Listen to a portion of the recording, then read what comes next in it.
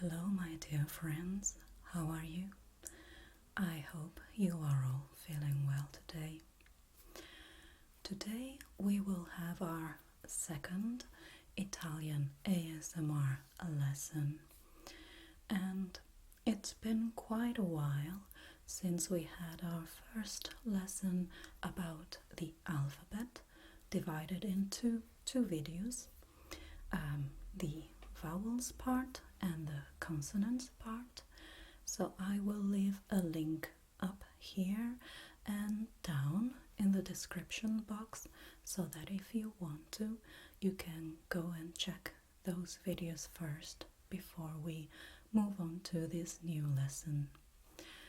Now I must warn you that today, here where I live, it's very hot.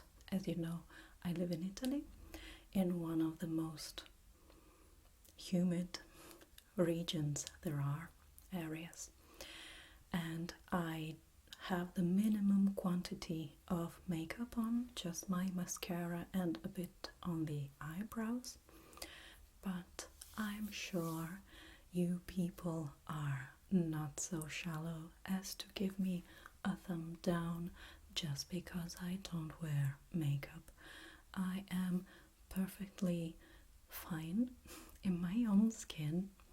I've never felt the urge to put very much makeup on, so I'm sure you will like this video for what I say and not for how I appear, right?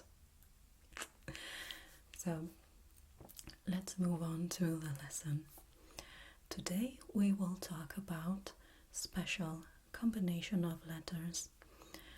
In our first lesson, in the second part where I talked about consonants, we already saw some of these combinations, like the sound, the silent letter H, that is the H in English, that hardens the sound Ch and G in order to make the K and G sound.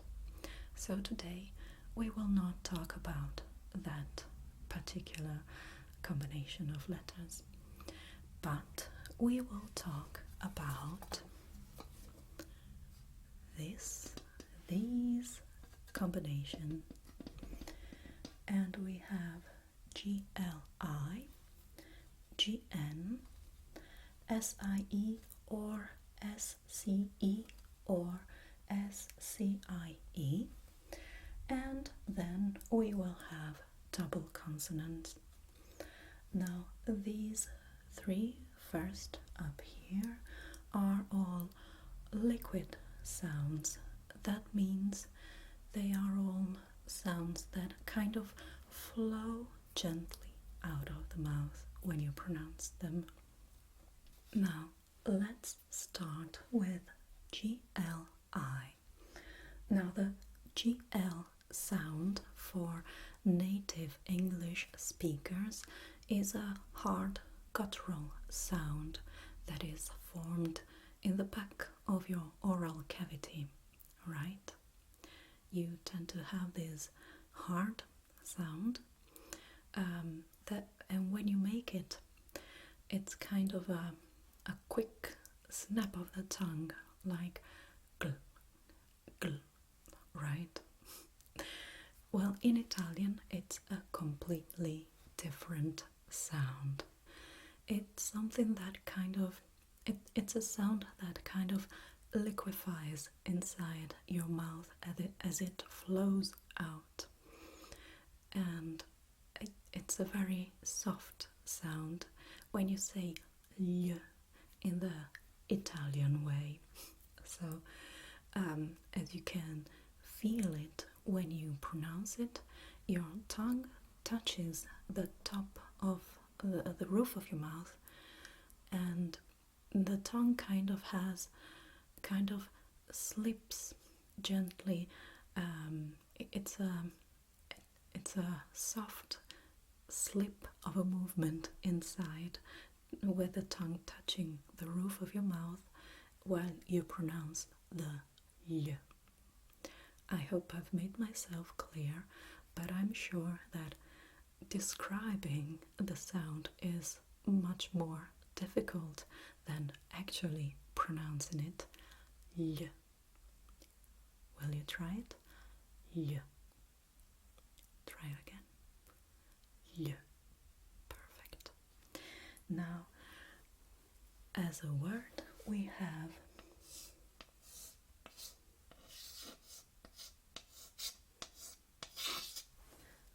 aglio. Aglio is garlic. Aglio. So we say aglio and not aglio. Okay? Try again after me. Aglio. Aglio. Aglio. Perfect. Well done. Now, shall we move on to the next sound? Okay. Let me erase a bit of the blackboard. Before we move on to the next sound, I just wanted to add that the GLI sound, li, is almost always pronounced like this, with this liquid sound, but there are a few exceptions, like for example the word glicine. Glicine is a flower, and I don't know how to translate it in English, so I will put a photo here somewhere now so that you can learn what glicine is in Italian. But apart for a few words, you always pronounce GLI as ye. Okay? Perfect. Now we have the GN sound.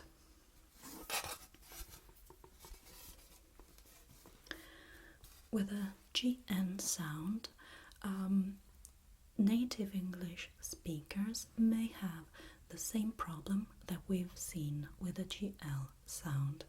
You pronounce it with a hard guttural sound, gn, right? While in Italian, it's completely different once again. This is, in Italian, a palatal and nasal sound. That means that your tongue has to touch the roof of your mouth, the palate, and when you pronounce the ñ, it's kind of like you push the sound toward the nose. Okay? Ñ. Ñ. Maybe Spanish speakers will be, if you are fluent or if you know something about Spanish, maybe you will know that it's the equivalent of the N with a tilde on top, and you pronounce it ñ, ñ, right? Should be this way. So when you pronounce it, you push the sound toward the nose. Ñ. Okay, so I will write you here a word, and then I will read it to you so that you can repeat it after me, okay? So we have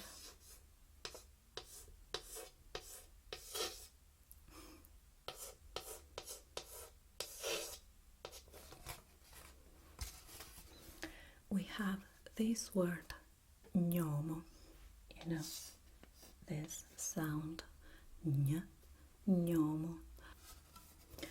Gnomo is a gnome, so you can hear and feel how these two words that are almost completely the same because they have just one letter that's different are pronounced in two different ways.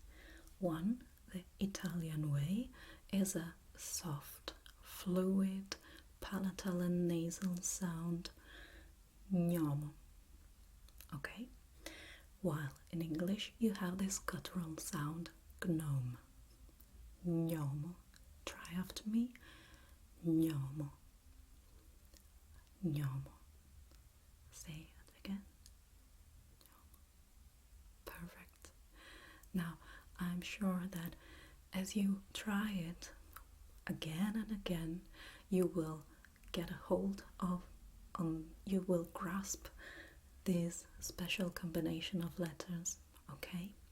And you will have no problem at all.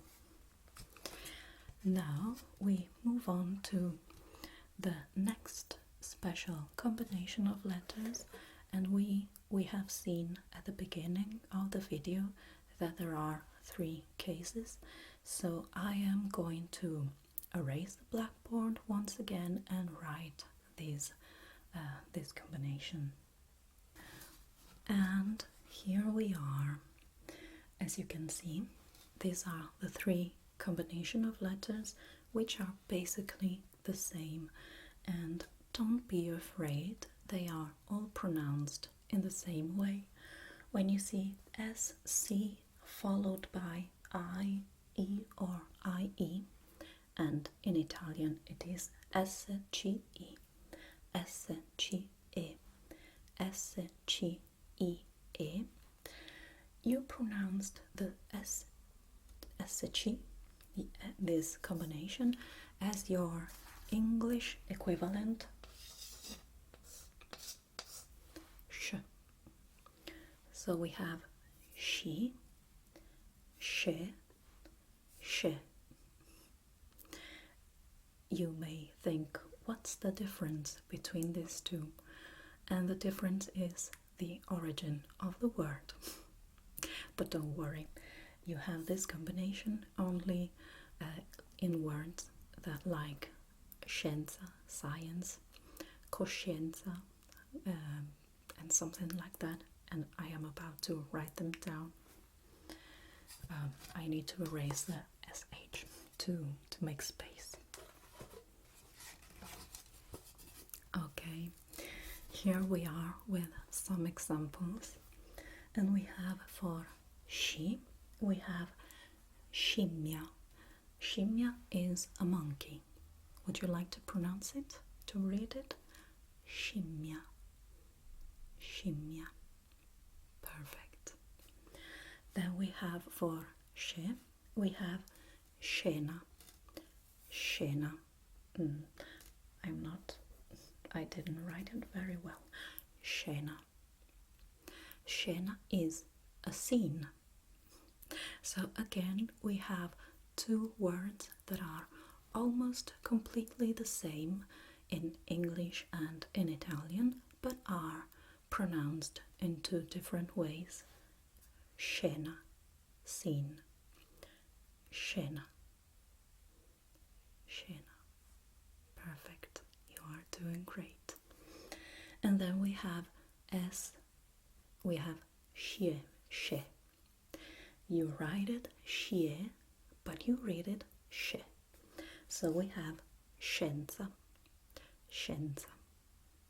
Try it again, scienza. And scienza is science.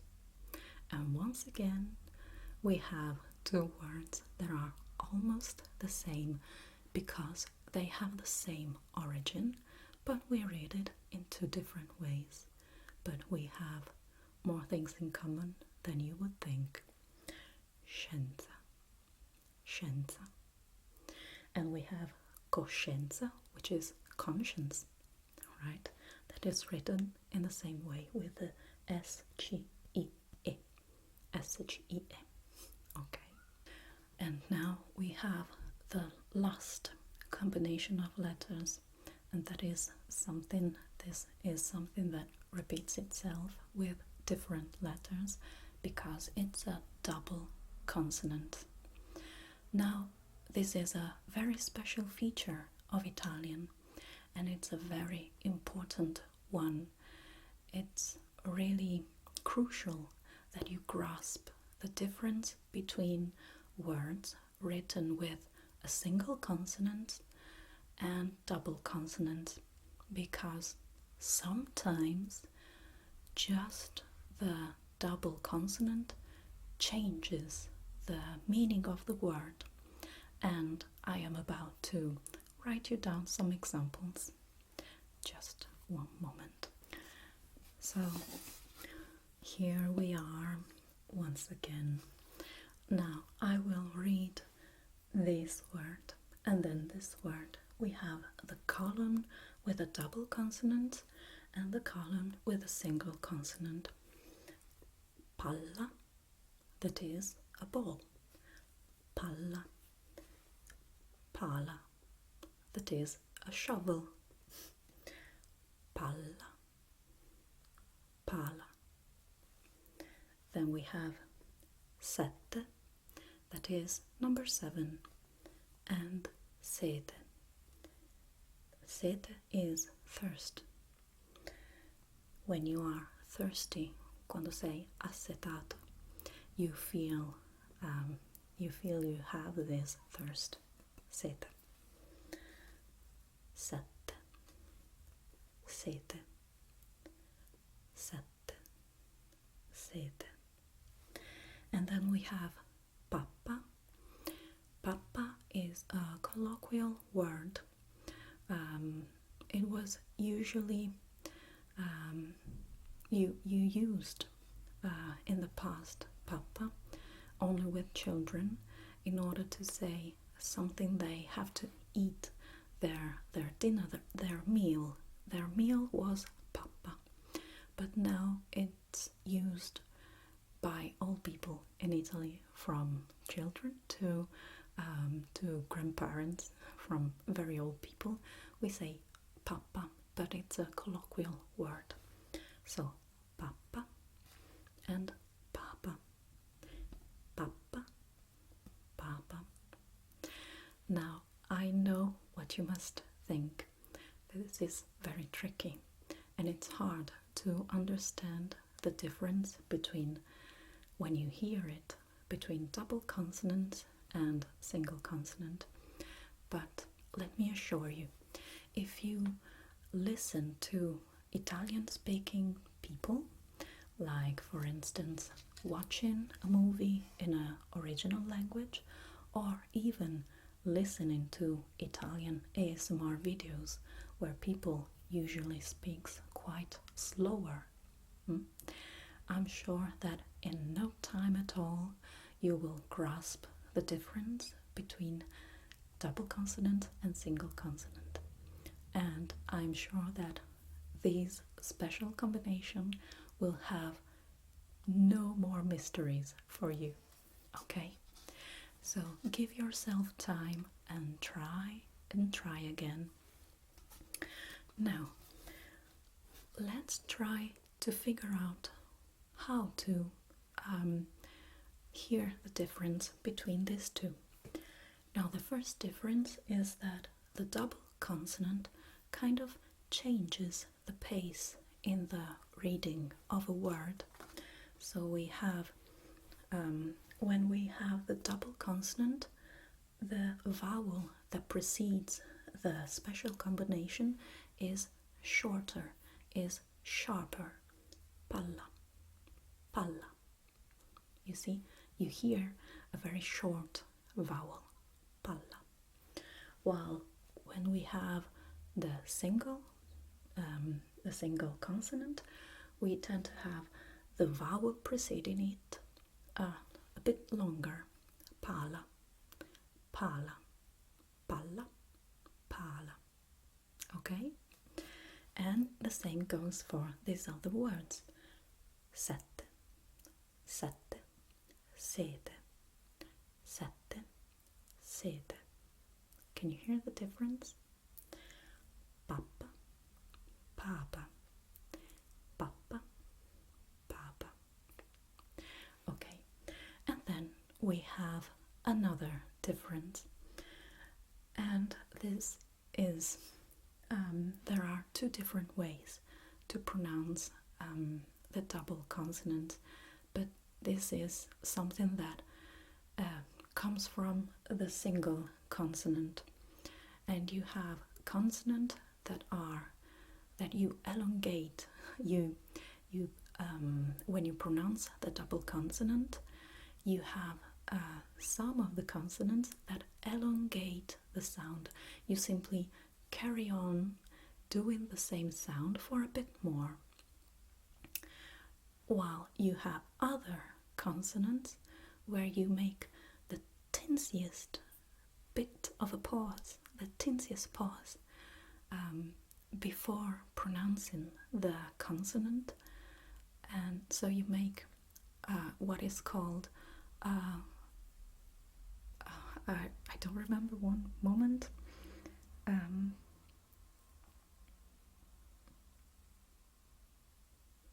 You make an occlusive consonant. That means occlusive is when you block the flow of air somewhere in your oral cavity. It may be the beginning, the back of your oral cavity, or even up in the front of your mouth with your lips. You block the flow of air for the very tinsiest bit before pronouncing the consonant. Okay, so I will erase now the blackboard and make a list of the consonant that elongate the sound. Now, here we have the first 4 consonants that elongate the sound, that make it longer. And these are F, effetto, effetto. Effetto is effect, the result of something. Then we have L, capelli, capelli. Capelli is hair, which I have very short. Capelli, capelli. And in Italian, capelli means more than one hair. We have capello, that is one hair. When you pull one hair, we have capello. Or we say capelli, that means the whole of the hair you have on your head. Then we have M for camminare, camminare. Camminare is to walk. Camminare. Great. And then we have N for anno. Anno. Anno is 1 year. 1 year of your life. Anno. Great. Then I will write you down the next 4 consonants.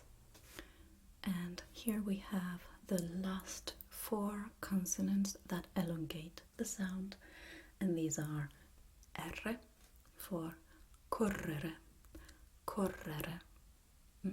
Correre is to run, correre, correre.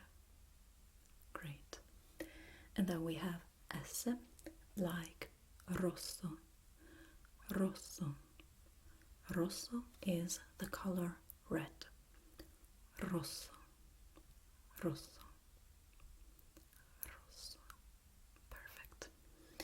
And then we have V, ovvio, ovvio. Ovvio means obvious, right? Ovvio, ovvio. Great. And the last one is Z like pazzia, pazzia, pazzia. Pazzia means madness, like something crazy that happens, or even like mental illness. Okay? And now I will write down the first consonant that make this occlusive sound, this tinsiest pause. So here we are. The first occlusive double consonant is B. Dubbio, dubbio. Can you hear it? This pause. Dubbio, dubbio. It's the smallest ever pause. It's just you stop the flow of the air coming out of your mouth just here on the lips, and you say dubbio, dubbio. Before pronouncing the B, you make this pause. Dubbio, dubbio. Okay, can you do it? Try again, don't worry. Dubbio, dubbio. Do you have any doubts? And this is doubt. Dubbio, dubbio. Perfect. You're doing great, don't worry. Then we have C, like occhio. Occhio. Occhio is the eye. Occhio. Occhio. Occhio. Great. Then we have D, like addio. Addio. Addio. Addio. Good, very good. Addio means goodbye, but you say it when you think you will never see this person again, or you will see him or her after a very long time, so you say addio. It's a long bye-bye. Then we have G, like oggetto, oggetto, oggetto. We have double consonant, oggetto, oggetto. Oggetto is object. Okay, good, good. So I won't write you a word for the T because we already have seen the double T, oggetto. Okay? I decided to put again the T. So we have P, like Capello. Again, a double consonant. Capello. Double P, double L. This one has the occlusive consonant, and this one has the consonant that elongates the sound. Capello. Capello. Capello. Try and concentrate now on the P, on the double P. Capello. Capello. Great. Capello is a hat, something that you wear on your head. Capello. Good. Very good. Then we have Q. Now, double Q, this double consonant has only one word in the entire dictionary, Italian dictionary, and that's soqquadro. Soqquadro. Soqquadro. Soqquadro means, let me make you an example. Burglars enter your home and they throw everything out of your wardrobe, out of everything, okay? And you come home and you find your house upside down, completely upside down, and that's a soqquadro, okay? A soqquadro means everything upside down. And then the last word is double T, like attività. Attività.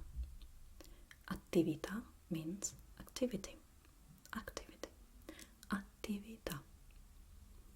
Attività. Attività. Great. Very well indeed. So now we are at the end of this second lesson. I hope you've enjoyed yourself, and I hope I made myself clear. But if this wasn't true for you, please feel free to leave a comment in the section below, and I will do my very best to answer you and make myself more comprehensible. Okay? So if you enjoyed the video, please like, share and comment.